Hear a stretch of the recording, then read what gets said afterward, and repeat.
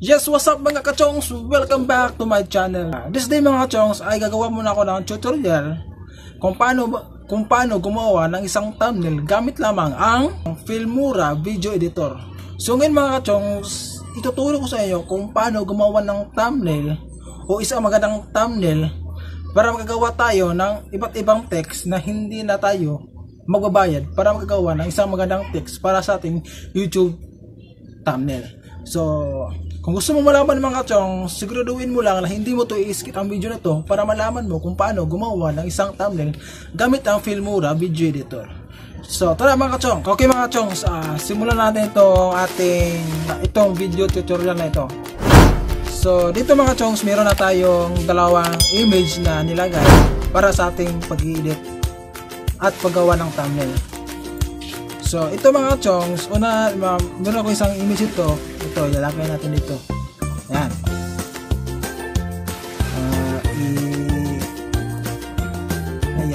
I-adjust na natin ito mga chong. Kasi itong size ng video niya ay ka-size din ito ng YouTube thumbnail. Dito kasi sa Filmora mga chongs, pag dito ka na gumawa ng thumbnail, ay hindi mo na siya kailangan pa i-adjust kasi automatic na yan, naka-adjust na yan at pwede na yan ma-upload agad sa ating YouTube thumbnail. So ito mga chong, simulan natin. So yan, meron ako nilagay na image para sa aking thumbnail. So lagyan lang natin ng yan, transparent na image. So kung gusto nyo palang malaman mga chongs kung paano alisin ang background nating image, ay puntahan nyo lang ito. Yan. Yung link niya ay ilalagay ko sa baba para malaman nyo kung paano ba i-remove yung ating image background. So, tingnan nyo lang mga kachongs. Don't forget pala mga kachongs na mag-subscribe ka sa aking YouTube channel para maging updated din kayo sa aking susunod na mga video or tutorial katulad nito. Ayan mga kachongs. So, ayan mga kachongs, meron akong image ito. So, ayan. Lagyan lang natin ito ng text mga chongs. Ang napaganda lang nito sa Filmora mga chongs, kasi marami kang image marami kang text na mapagpipilian na hindi mo na kailangan pa magbayad, no? Katulad din sa PicsArt, no? Kasi marami text doon na maganda pero kailangan mong bayaran para makuha mo yung text na yun. So dito mga chongs, libre ito lahat. So yan. Ayan, dito punta tayo dito sa title. Ito, ilagay itong default title mga chongs. So, ayan. So, i-erase lang natin yan. Lagyan natin ng text na kung anong gusto nyo, kung anong gusto nyo thumbnail text na gusto nyo lagay nyo sa image nyo. So, ito. Example na ito mga chongs ha.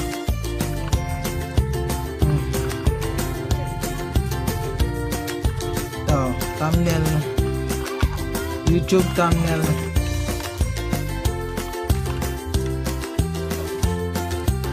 YouTube thumbnail. Ayan mga chongs. Dito, gusto nyo yung may 3D yung text yung mga chongs, pwede kayo mamili dito. Ayan. Ano yan? So, ayan, pwede nyo ganyan mga chongs. O, diba na maganda, no? So, ayan.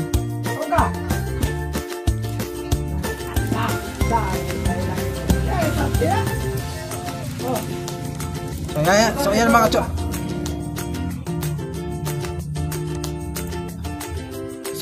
chongs. So ito mga chongs, pag nakapili kayo dito sa may text style, pwede nyo na itong edit. Punta kayo dito sa advance. Yan, advance, pwede nyo i-adjust yung kanyang text border o kaya yung text fill nya. So ito mga chongs, dito tayo sa text border. So i-adjust natin itong size.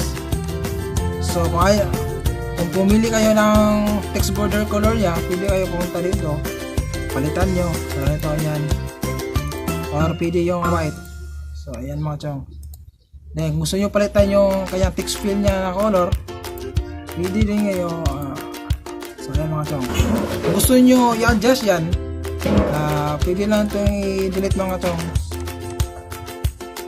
Palitan natin to. Ayan. Mag-add lang kayo ng isang title dito. Yan. Thumbnail.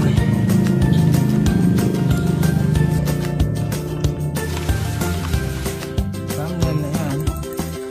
Lagyan nyo lang advance. Set nyo ng color. Kaya mga chongs yung text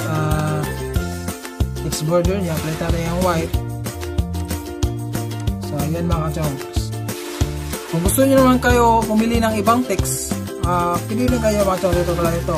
Punta kayo dito sa font style niya. So ayan, pumili kayo dyan. Marami niyang mapipilian. So ito lang natin pipiliin mga chongs. Ayan. So, diba? Napakadali lang nito mga chongs.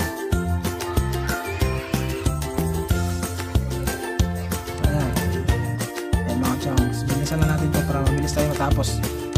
So yan. So pwede lang white mga chongs. Ayan. Pilitan ito yung kanyang font style. BC Filmora dito.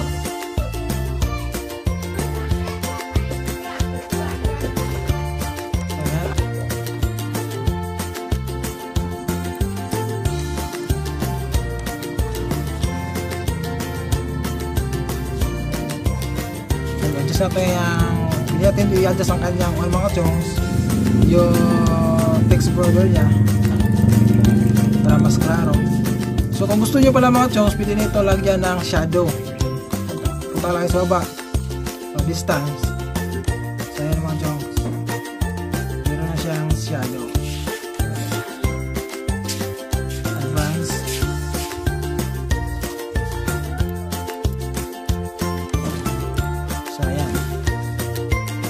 So ayan mga chongs, meron na tayong YouTube thumbnail. Pagkatapos natin gumawa ng thumbnail, isi-save na natin. Pag save nito mga chongs, i-click nyo lang to, yung itong may maliit na parang camera. I-click nyo lang yan. Yan. Save na yan sa output niya. So ayan mga chongs, pagkatapos yung i-click yan, punta kayo dito sa ayan, may computer. Punta kayo dito sa local disk D. Okay. Punta kayo sa local disk D, user. Then, hanapin nyo itong Wondershare Filmora 9. So, click nyo ito. Dito kayo sa user media. Snapshot. So, ayan mga chongs. Ito na yung ating inedit na thumbnail. So, ayan. I-copy nyo lang yan. Save nyo ito sa pictures. Then, kailangan mo natin siya i-convert para ang kanyang image size niya ay mabawas. 2.2 MB kasi ito mga chongs. So, hindi yan pwede ma-upload sa ating YouTube thumbnail. So, kailangan natin siya pababaan para pwede siyang ma-upload dun sa YouTube thumbnail. Kasi hindi ito pwede tanggapin kasi sa thumbnail kasi malaki yung MB niya. So, kailangan natin bawasan yung MB size niya. So, punta tayo dito sa Photojet.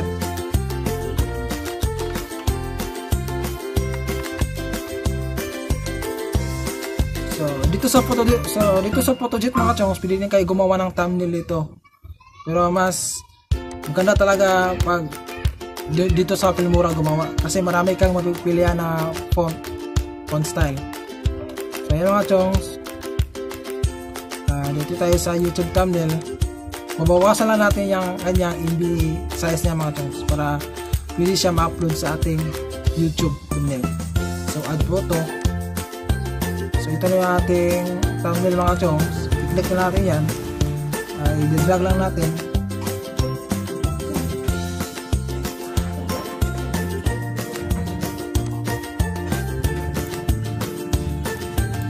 So yan mga chongs, isi-save na natin ito. Yan, download. So yan mga chongs. So ayan, meron na tayong YouTube thumbnail. So ayan mga chongs, kaya ready to upload na yan. Kung ikaw ay bago pa lang dito sa aking YouTube channel mga chongs, please don't forget to subscribe my channel and click na lang ang aking bell button mga chongs para sa sunod na aking tutorial ay maging updated ikaw sa aking mga latest videos. So yun mga chongs, maraming salamat and I hope you enjoy this video and God bless you.